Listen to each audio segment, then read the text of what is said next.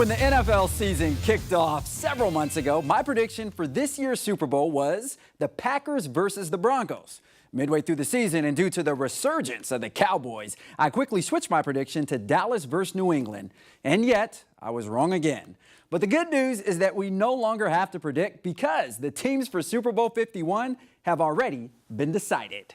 Yep, out of the NFC, the Dirty Birds will be making their second trip to the Super Bowl in franchise history. Somehow they were able to cool off a red-hot Aaron Rodgers and the Packers today. While Rodgers wasn't bad, throwing for 287 yards and 3 touchdowns, Matt Ryan was just that much better. Matty Ice threw for 392 yards, 4 touchdowns, also added another touchdown on the ground, becoming the first Falcons player to accomplish that. And out of the AFC, no shocker here, the New England Patriots will be making their 9th Super Bowl appearance after beating the Steelers tonight in the AFC title game. Tom Brady was absolutely brilliant as he went 32 of 42 for 384 yards, 3 touchdowns. Now, Chris Hogan was the recipient of 2 of those touchdown passes as he contributed 9 receptions for 180 yards. Get your ball on. Now, with both the Falcons and the Patriots in the Super Bowl, expect an offensive explosion. The good news for Brady is that he's 4-0 all-time against the Falcons. And while we're talking the Super Bowl, the big game kicks off 2 weeks from today in Houston. And if you're a baller like Alberto, you can purchase a Super Bowl ticket for the low price of $5,100. Yeah, that's what the average ticket is going for. Now, if you can't afford that, like myself, no need to worry. Our CBS 19 team featuring Keith Leventhal, Ryan Moy, and Brian Bowes will be there all week to bring you all the action, the festivities, and other goodies. Oh, can't wait. And to the hardwood, exactly 11 years ago today, Kobe Bryant dropped a career-high 81 points on the Raptors. Everyone probably remembers where they were at when that happened. That's the second highest point total in NBA history. Now today, the Lakers definitely could have used vintage Kobe as the Mavericks just humiliated them. The Mavs honored newly elected Hall of Famer and former Rangers catcher Ivan Rodriguez during the game today. All right, now to some basketball. In the first, Darren Williams drives to the basket, dishes it out to Dirk Nowitzki, and the veteran hits the jumper.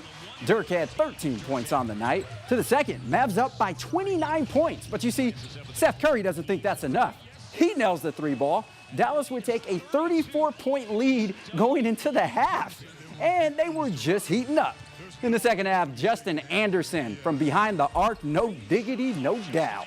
Anderson led the Mavs with 19 points off the bench, and the Mavs would go on to spank the Lakers 122-73.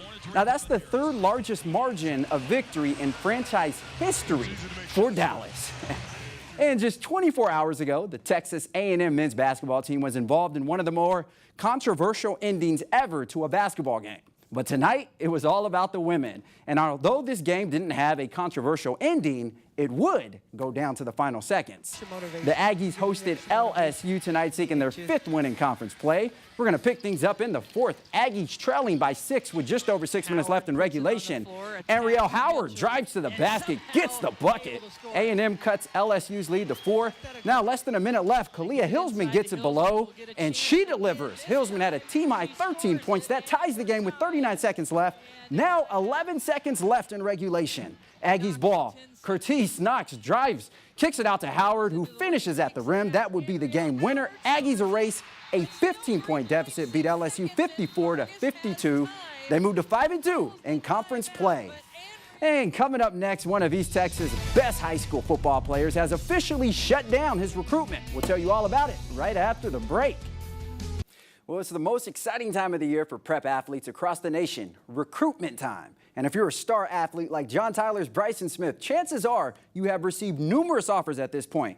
Last May, Smith announced his commitment to the University of Houston, and yesterday he let the world know, that's my story, and I'm sticking to it. Just yesterday, Smith tweeted a picture of him and Cougars head coach Major Applewhite with the caption reading, quote, "Officially shutting down my recruitment today. Thank you to all the schools that have reached out to me. We wish him all the luck as he leaves John Tyler as one of the most decorated athletes in history." And finally tonight, the most ridiculous thing I saw today, which is not Bryson Smith, which is this right here. The Academy Awards coming up next month. Falcons cornerback Robert Alford should be getting an Oscar for this play right here. During the NFC Championship game, Aaron Rodgers chased out of bounds by Alford, and After a brief skirmish right here, he is going to pull a flop. Right there, look at him. He falls back. In case you missed it, look one more time. Rodgers nudges him. Oh, I've been shot. Anyways, we all know how this game ended. Falcons going to the Super Bowl. I call that the LeBron James. That was for Quan, by the way. A look at our weather real quick. We got plenty of sunshine in the forecast.